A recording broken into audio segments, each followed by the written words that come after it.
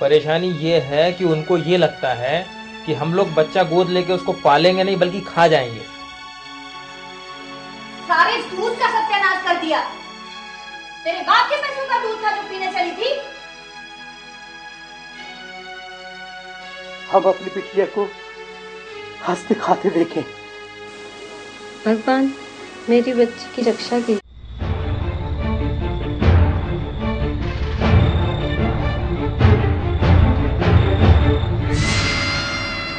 Sir, पहले हमें board of member से एक एक करके मिलना होगा सर। क्या तुम्हारा मतलब पर्सनली? Yes sir. उसके बाद ही यदि हम हमारा प्रेजेंटेशन अगर करते हैं तो सर यकीन मानिए हमारी ही जीत होगी। पर डियर, एक एक आदमी को कन्विंस करना काफी दिक्कत जाएगी।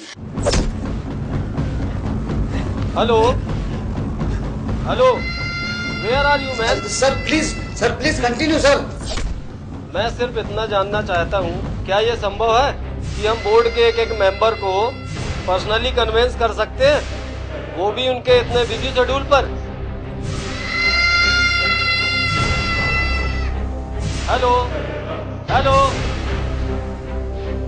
Hello hello hello.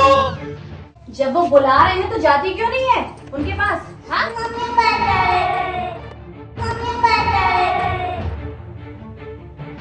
जाओ उधर, बुला रहे हैं ना, चलो जाओ उधर पे।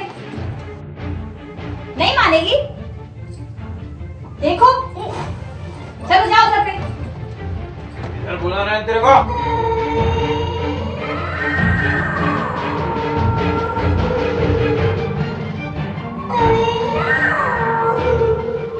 चल जाओ उधर पे। आज से इसका खाना पीना सब बंद कर देंगे। कहाँ जा रही है? कहाँ जा रही है? बैठ यहाँ पे। मम्मी पास जाएगी। भेज दो इसको उसकी मम्मी के पास। ऐसा मारूंगी ना, इधर ही रहो, कहीं नहीं जाओगी। जाओ उनके पास। इधर आ। चलो जाओ।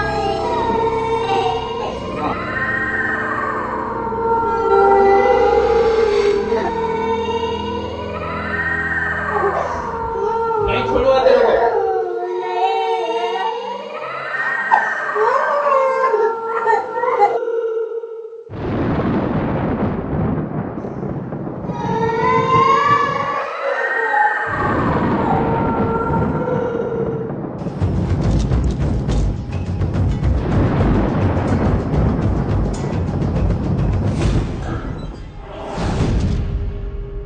आप मेरी बात नहीं मान रहे हैं ना, देख लेना जिस तरीके से ये लोग उस पर जुल्म ढा रहे हैं ना, ज्यादा दिन तक नहीं जी पाएगी। शायद तुम सही हो, लेकिन मैं पुलिस और कोर्ट कचहरी के झमेले में पढ़ना नहीं चाहता। देखो विनय, तुम तो अपने काम पर निकल जाते हो, मैं कई कई घंटे उसकी चीखें सुनते रहती हूँ।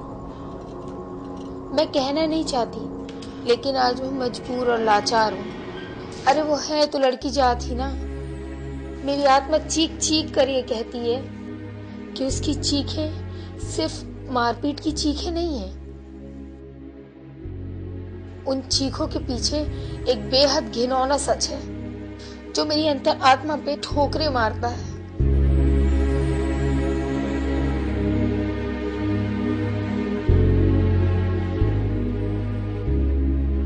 शीला, तुम कहना क्या चाहती हो?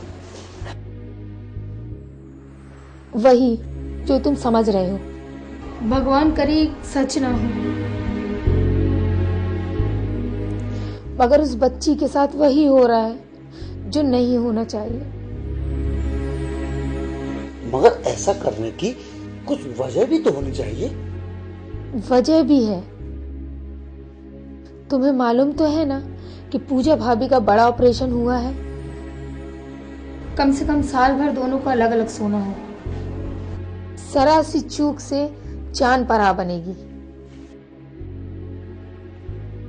चलो, अगर मैं ये बात तुम्हारी मान भी लेता हूँ तो कम से कम इतना तो सोचो कि उस घर में उस बच्ची के अलावा पूजा भी तो है। फिर भला ये सब कैसे हो सकता है? मुझे लगता है शीला, तुम कुछ ज्यादा ही इमोशनल हो रही हो, इसलिए तुम्हारे दिमाग में ये उल्टे सीधे ख्यालात आ रहे हैं। लेकिन हम कुछ कर तो सकते हैं। कम से कम ये तो मानते हो ना कि उसके साथ जानवरों जैसा सलूक हो रहा है। अरे भाई, मैं तुम्हारी सब बात मान रहा हूँ। अरे क्या करेंगे हम और क्या करेंगे और लोग? अरे इस कॉलोनी में और भी तो घर हैं। अरे वे भी महीनों से ये सारा तमाशा देख रहे हैं। वो लोग क्यों नहीं आगे आते? दूसरों की खामियां गिनाकर तुम अपनी कमजोरी पे पर्दा मत डालो। देखो शीला, ये उनके घर का मामला है। अरे बच्ची उन्होंने गोद ली है। अगर वे उस बच्ची को पाल पोस रहे हैं तो उसे डांटने मारने का हक भी उन्हीं का है। अरे इसमें हमें या किसी और को इस बात में दखल अंदाजी करने का कोई हक नहीं बनता है। वो लोग तो वैसे भी बहुत ही घटिया किस्म के हैं। अरे उनके बीच में पड़कर कोई भला अपनी इंसल्ट क्यों कराएगा? तुम मर्द हो ना, तुम्हारे पास खोने के लिए कुछ नहीं, लेकिन वो एक मासूम बच्ची है, औरत जात है, जिसकी कीमत वो उन दरिंदों के हाथों लुट कर चुका रही है। ये बात तुम्हारी समझ में तब आएगी जब ऐसा सलूक तुम्हारी बहन या बेटी के साथ होगा, समझे? इस यातना घर यानी कि नर्क, जिसमें ये मासूम बच्ची अपना दम तिल तिल कर तोड़ रही थी, इस घर के आसपास रहने वाले लोगों को इस बात का पूरा इल्म था कि इस घर में क्या चल रहा है, लेकिन तब भी वे खामोश रहे। लेकिन उनकी इस खामोशी के कारण एक 6 साल की बच्ची की अस्मत बार बार तार तार होती रही। ऐसी निष्क्रियता हमारे सामाजिक परिवेश के लिए कैंसर के समान घातक है। शायद भयंकर तेजी से बढ़ते अपराधों की एक वजह ये भी है।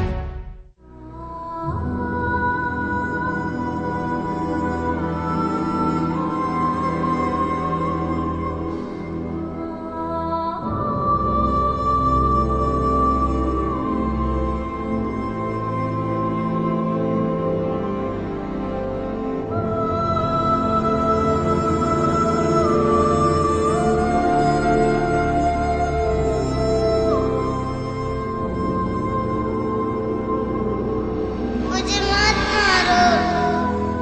मैंने